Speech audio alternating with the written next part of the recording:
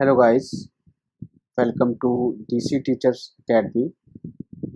आज हम इस वीडियो में एक नया चैप्टर अभिप्रेरणा के बारे में पढ़ेंगे। आप सभी लोग इससे पहले अभिप्रेरणा के बारे में पढ़ चुके होंगे, फिर भी मैं आपको इसके बारे में कुछ जो इम्पोर्टेंट पॉइंट है वो मैं आपको बताऊंगा। इसके बाद में इससे संबंधित कुछ प्रश्न भी करवाऊंगा। तो अभिप्रेरणा होती क्या है? अभिप्रेरणा वह आंतरिक शक्ति होती है जो आपके अंदर क्रियाशीलता उत्पन्न कर दे, आपके अंदर उत्तेजना उत्पन्न कर दे। ठीक है, आपके अंदर किसी भी कार्य को करने की उत्सुकता आ जाए। ठीक है, ये वो इंटरनल पावर होती है, मतलब आंतरिक दशा है जो प्राणी में क्रियाशीलता उत्पन्न करती है और लक्ष्य प्राप्ति तक चलती रहती है।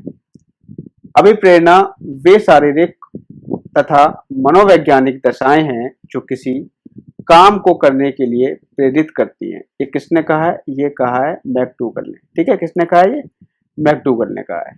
ठीक, इसके अलावा देखें, अधिगम की सर्वश्रेष्ठ मार्ग अभिप्रेरण है। ये किसने कहा है? ये स्किनर ने कहा है। तो स्किनर को आप कैसे ध्यान रखोगे? सर्वश्रेष्ठ मार्ग अभिप्रेरण से ध्यान रखोगे आप स्किनर को। इसके अलावा मनोविश्लेषणात्मक सिद्धांत, देखो ये तो बहुत फेमस है। कौन है इनके? फ्रायड है। ठीक है, बहुत ही ज्यादा, बहुत ही इंपॉर्टेंट, मेरे फेवरेट मनोवैज्ञानिक अगर मैं मानूं तो मैं फ्रायड को मानता हूं। ठीक है, तो यहां पर ये चीज हो गई। इसके अलावा देखें, अब यहां पर देखो, जो अभिप्रेरणा होती है वो आपकी दो प्रकार की है, नकारात्मक, सकारात्मक अभिप्रेरणा और नकारात्मक अभिप्रेरणा। सकारात्मक प्रेरण क्या होता है? प्रसन्नता, सुख और संतोष। ठीक है, ये जो होते हैं ये सकारात्मक प्रेरण के उदाहरण हैं। नकारात्मक प्रेरण क्या होता है? शिक्षक जब आपको दंड दे या कोई आपकी निंदा करे तो ये जो होते हैं वो नकारात्मक प्रेरण के उदाहरण हैं। ठीक है, तो कभी कभी देखो दोनों ही जो अभिप्रेरण होते हैं वो हमारे लिए इंपॉर्टेंट होते हैं। कुछ लोग तो सकारात्मक प्रेरण से ही एक्साइटमेंट हो जाते हैं, लेकिन कुछ लोगों के लिए नकारात्मक प्रेरण भी बहुत ज़्यादा इंपॉर्टेंट रोल अदा करता है। ठीक है, मैं तो ये मानता हूँ कि नकारात्मक अभिप्रेरण जो है ना वो व्यक्ति के को ज़्यादा प्रभावित करता है, क्योंकि अगर कोई आपकी बुराई करे, कोई आपकी निंदा करे, ये आपसे कोई कह दे अरे तू कुछ नहीं कर सकता अपनी लाइफ में, तो इस तरीके से है, मतलब एक अच्छे खासे समझदार आदमी को आपने ये कह दिया, तो बेसिकली उसके अंदर जो चोट लगेगी ना, फिर वो जो प्रयास करेगा उस चीज को करने के लिए ना। जैसे आपने देखा होगा तुलसीदास को, तुलसीदास जब मतलब अपनी पत्नी के पीछे पीछे चले गए थे तो उनकी पत्नी ने उनसे फटकार लगाते हुए कहा था कि लाज ना आवत आपको दोहरे आयुषा, दिख दिख ऐसे प्रेम को कहा कहूं मैं ना। तो ये जो वर्ड थे उनके, उनकी पत्नी के, तो ये एक तरीके से नकारात्मक प्रेरण का कार्य कर रहे थे। ठीक है, तो नकारात्मक प्रेरण बहुत ज्यादा खतरनाक होता है। उसके बाद देखो तुलसीदास जी ने पूरी रामायण लिख डाली। ठीक है, बहुत ज्यादा फेमस हुए। तो ये चीजें, दोनों ही चीजें हमारी लाइफ में इंपॉर्टेंट रोल अदा करती हैं। इसके बाद हम देखें मास्लो या मैस्लो, हम कह सकते हैं मैस्लो के अनुसार अभिप्रेरण के प्रकार: जन्मजात अभिप्रेरण, अर्जित अभिप्रेरण, व्यक्तिगत अभिप्रेरण और सामाजिक अभिप्रेरण। ठीक है, इसके अलावा और देखते हैं इंपॉर्टेंट। तो यहाँ पर देखो अभिप्रेरणा जो होती है वो दो प्रकार की है, जन्मजात प्रेरणा और अर्जित प्रेरणा। जन्मजात प्रेरणा जो होती है वो जन्म से होती है, जैसे भूख हो गई, प्यास, काम, नींद और विश्राम। ये जो पांच चीजें हैं ये आपको जन्म से ही मिलती हैं। इसके अलावा देखो आपकी अर्जित प्रेरणा, अर्जित प्रेरणा भी दो प्रकार की होती है, व्यक्तिगत प्रेरणा और सामाजिक प्रेरणा। व्यक्तिगत प्रेरणा जो होती है जैसे आनंद हो गया, जीवन लक्ष्य, अभिरुचि, अभिव्रत, अचेतन इच्छाएं, ये पांच चीजें जो होती हैं ये आपकी व्यक्तिगत प्रेरणा होती हैं। ठीक है, ये हर एक व्यक्ति की अलग अलग होती है। जैसे हर एक व्यक्ति का जो आनंद होता है वो किसी चीज को, अलग अलग चीजें जो करता है अलग अलग आनंद का अनुभव होता है। जैसे मान लीजिए मुझे टीवी देखना पसंद है तो मैं टीवी देखने में आनंद का अनुभव करूंगा।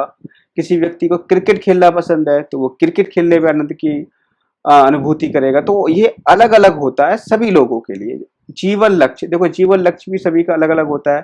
ठीक है, अभिरुचि भी सभी की अलग अलग होती है, अभिवृत्ति भी अलग अलग होती है, अचेतन इच्छाएं, जो उनके मन में जो इच्छाएं होती हैं वो भी प्रत्येक व्यक्ति में अलग अलग होती हैं। तो ये चीज ध्यान रखना है। इसके अलावा हम देखें सामाजिक प्रेरणा।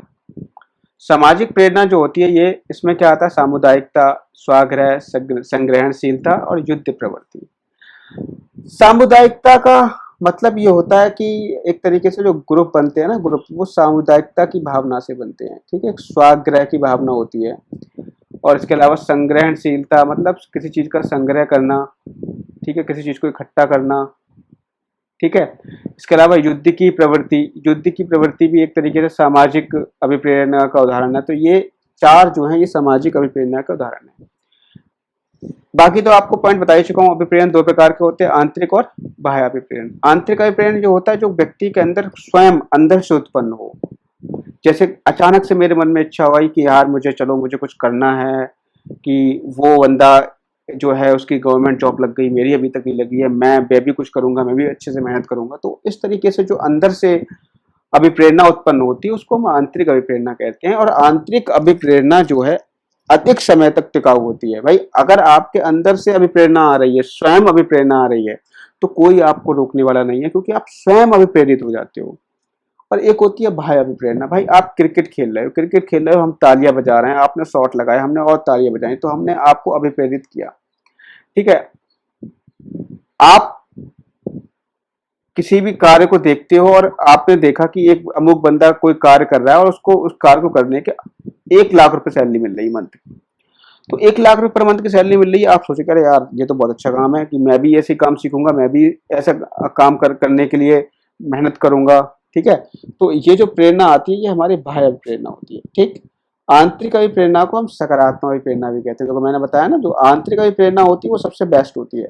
वो आपको, उसके लिए आपको किसी भी चीज की जरूरत नहीं है, मतलब आपको किसी भी सपोर्ट की जरूरत नहीं होती है। आपको ऐसा नहीं है कोई एक बंदा हो जो आपको अभिप्रेरित करे, आप खुद से अभिप्रेरित हो रहे हो, ठीक। इसके अलावा देखो, पुरस्कार, दंड और प्रशंसा, ये तो आपको पता ही है, बाह्य प्रेरणा हो गई।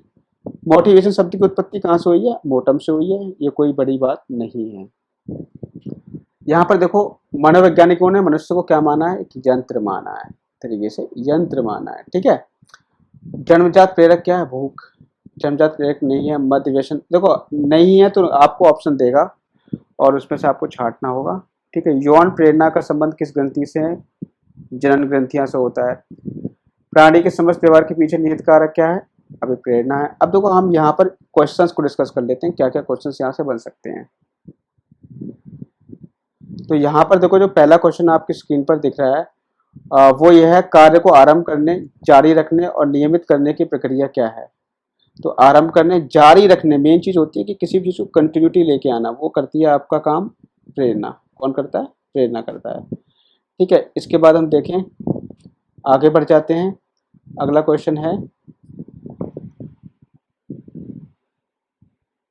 बालकों के सीखने में प्रेरणा को किस रूप में उपयोगी माना जाता है? तो बालकों के सीखने में प्रेरणा को किस रूप में उपयोगी माना जाता है? बालक की व्यक्तित्वता का आदर, पुरस्कार एवं दंड, प्रशंसा एवं भर्त्सना, उपरोक्त सभी। तो इसका ऑप्शन होगा उपरोक्त सभी, ठीक है।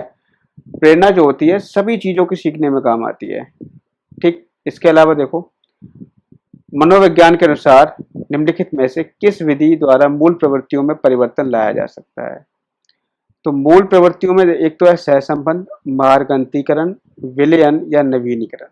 तो ये होता है मार्गंतीकरण के द्वारा मूल प्रवृत्तियों में परिवर्तन लाया जा सकता है। देखो मार्गंतीकरण होता क्या है? मार्गंतीकरण का होता है कि आप मान लीजिए कि आप किसी एक मार्ग पर जा रहे हो, उस मार्ग पर आपको सफलता नहीं मिल रही है, तो आप क्या करोगे? आप उस स्थिति में उस मार्ग को छोड़ दोगे, मार्ग छोड़ करके दूसरे मार्ग पर चले जाओगे। तो ये कहलाता है मार्गंतीकरण। अधिगम के प्रक्रम में अभिप्रेरण सीखने वालों की स्मृति को तेज बनाता है, पुराने अधिगम में नए अधिगम को विभेदित करता है, एक दिशीय रूप से सोचने में सीखने वालों को प्रस्तुत करता है, नए सीखने वालों में अधिगम के लिए रुचि सृजन करता है। तो यहाँ पे जो इसका बेस्ट ऑप्शन होगा वो होगा ऑप्शन नंबर डी, नए सीखने वालों में अधिगम के लिए रुचि का सृजन करता है। प्रेरणा का वही संबंध उपलब्धि से है जो अधिगम का है, तर्क, चिंतन, बोध और अभिप्रेरण। तो यहाँ पे जो प्रेरणा का संबंध, प्रेरणा जब होगी तो आपको उपलब्धि मिलेगी। अधिगम कब होगा? अधिगम से आपको क्या मिलेगा? अधिगम से आपको बोध मिलेगा, ज्ञान मिलेगा किसी भी चीज का, ठीक है। मैस्लो के अभिप्रेरणा सिद्धांत को कहा जाता है।